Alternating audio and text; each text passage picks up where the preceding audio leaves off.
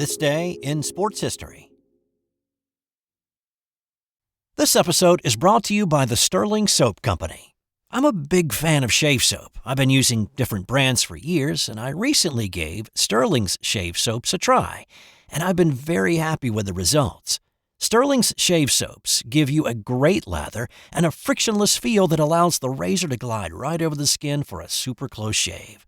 No skin irritation and a clean, refreshing feel with no soapy residue after. I can tell you without a doubt, it's simply the best shave I've ever had. And my wife has noticed too. And here's the thing. With the ability to purchase 1-ounce sample pucks, you can try out different scents to find the right one for you. Give Stirling Soap a try today. Visit stirlingsoap.com. That's STIRLING soap.com. It's November 3rd, and on this day in sports history, we had a cowboy try his hand at boxing. Wilfred Winkenbach became a hero to millions upon millions of football fans. And the Brooklyn Nets unveiled their long-awaited mascot, only to see it wither and die in 2 years. All that plus a few more odds and ends for you, as well as a non-sports fun fact about Eye of Newt. Hang out until the end. It's going to be fun. But let's start with what happened on this day in 1979. Growing up, I was a Dallas Cowboys fan. I loved the Tom Landry-coached Roger Staubach-led Cowboys of the mid-'70s into the '80s. I loved the Doomsday Defense with Harvey Martin, Randy White, and Ed Too Tall Jones. Well, on this day in 1979, Jones made his boxing debut, and it ended with a good bit of controversy. Jones was a multi-sport star in high school. He was an all-conference first baseman in Jackson, Tennessee, and he had offers to play professionally out of high school. He was also an all-state basketball player as a 6'9", 225-pound senior, and he had offers to play major college basketball coming out of high school.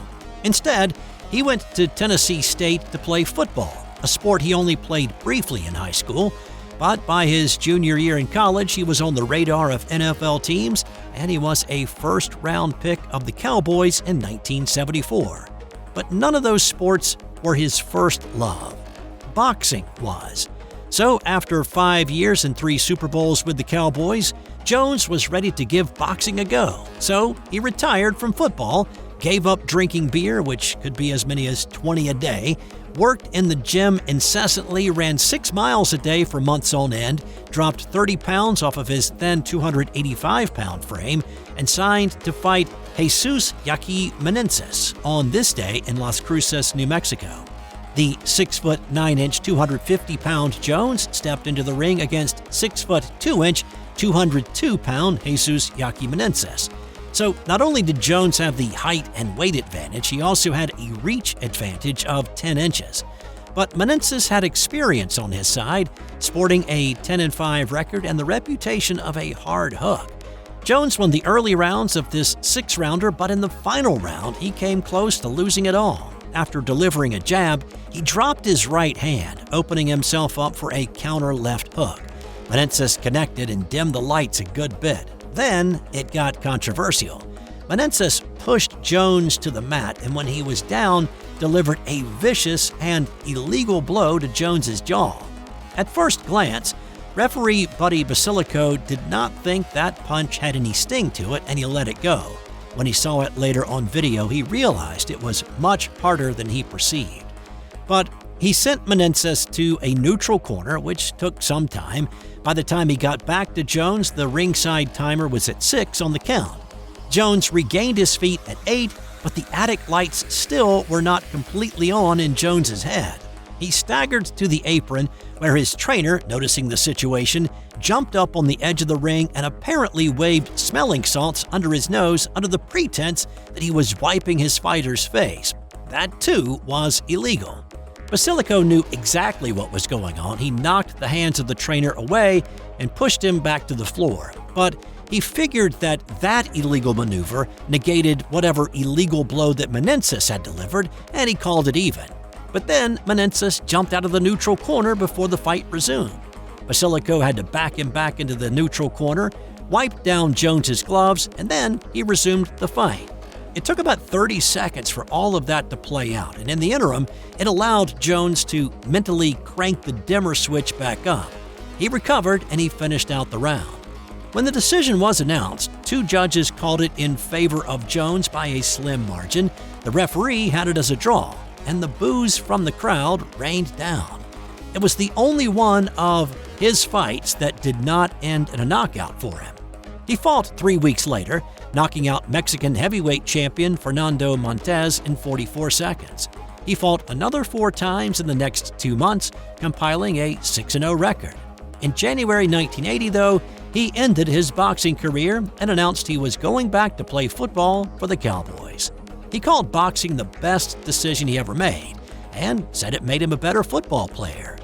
And Too Tall Jones played another 10 years in the NFL, and he played in 3 straight Pro Bowls from 1981 to 1983. If you're one of the estimated 29 million people in the U.S. and Canada who play fantasy football, well, you can thank a meeting that happened on this day in 1962 in New York City for putting it all in motion. Wilfred Winkenbach was a minority owner of the Oakland Raiders of the AFL. The Raiders were in New York City for a game on the 4th against the New York Titans. The Raiders were a horrible team. They were 0-7 at this point on their way to a 1-13 season. The team was staying at the Hotel Manhattan.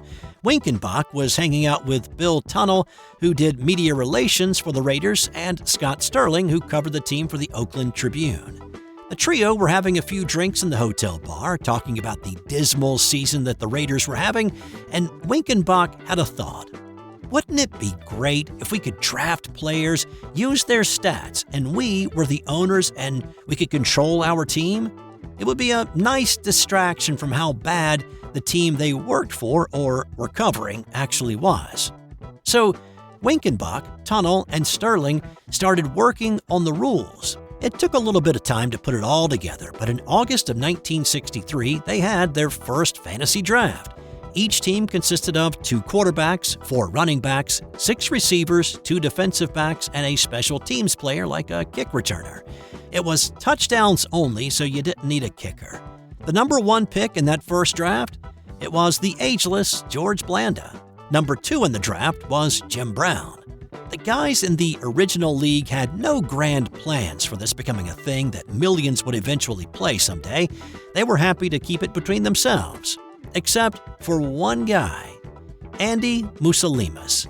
You can thank Winkenbach for the idea and getting this thing up and running, but if it wasn't for Musolimas, we may never have enjoyed the fun and frustration of fantasy football. Musolimas had a bar in Oakland, and he shared the idea with patrons of his bar, and the word started to spread. And then, aided by the personal computer of the 1980s and the modem to connect everybody in a shared space, fantasy football began to grow.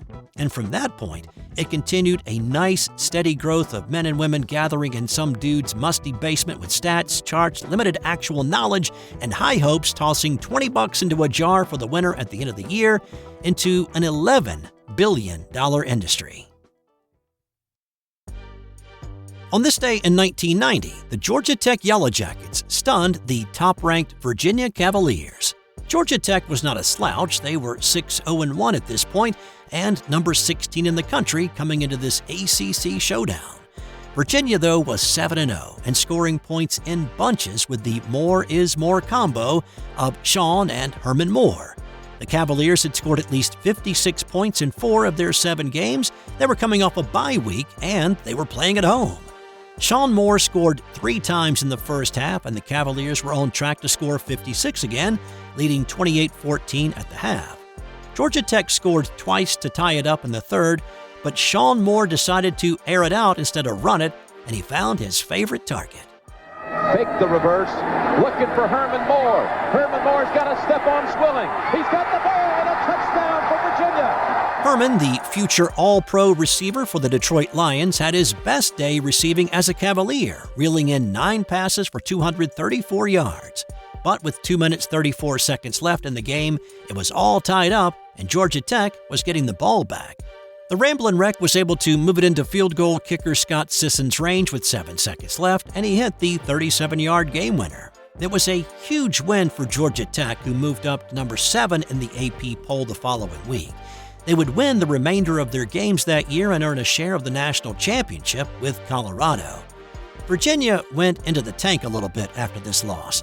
After a win the following week against North Carolina, they lost back-to-back games to unranked opponents and then lost in the Sugar Bowl after falling completely out of the top 25. On that same day in 1990, it was an aerial battle over the state of Texas. This was the Houston Cougars and the TCU Horned Frogs inside the Astrodome.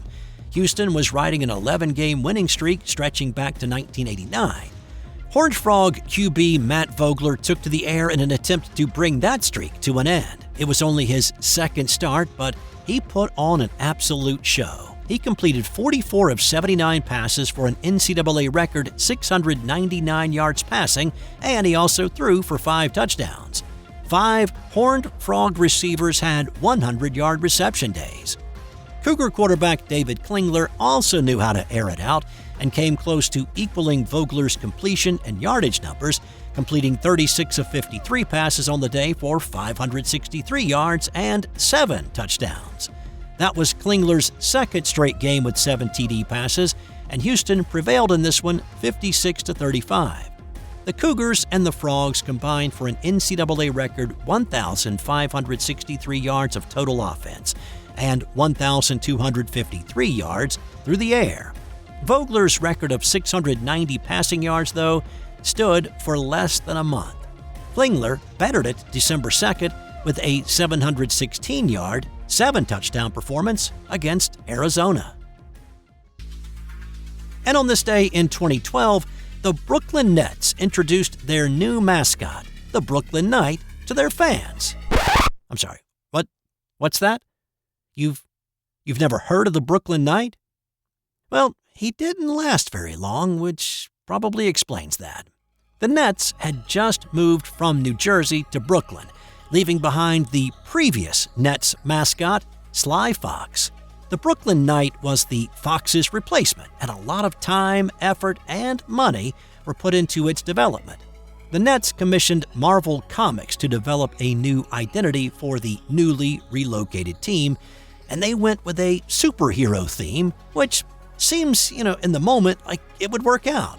The Avengers had just been released in theaters earlier in the year, and we were not completely saturated with the Marvel Cinematic Universe yet, but it seemed like the Knight was doomed from the beginning, with a rather tepid reception upon his big reveal on this night. Born from the beating heart of your Brooklyn, forged from the same steel and stone as your battleground. He's your hunger for a team to call your own. He's your passion given form, here to defend Brooklyn. He's the Brooklyn Knight!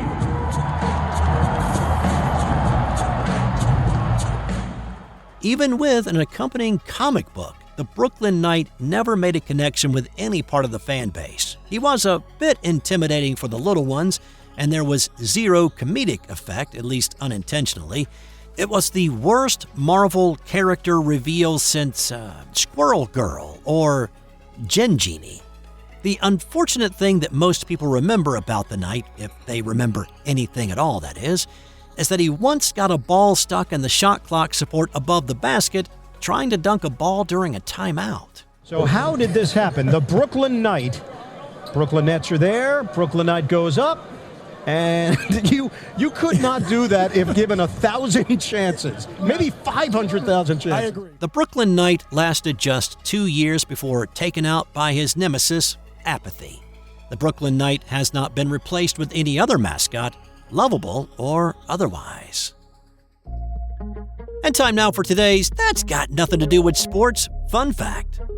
I know that Halloween has already passed, but this can be a year-round fact.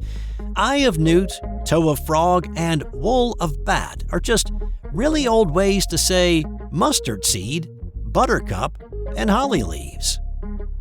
That's all I've got for you today. How about stopping back in tomorrow to check out another fun edition of This Day in Sports History?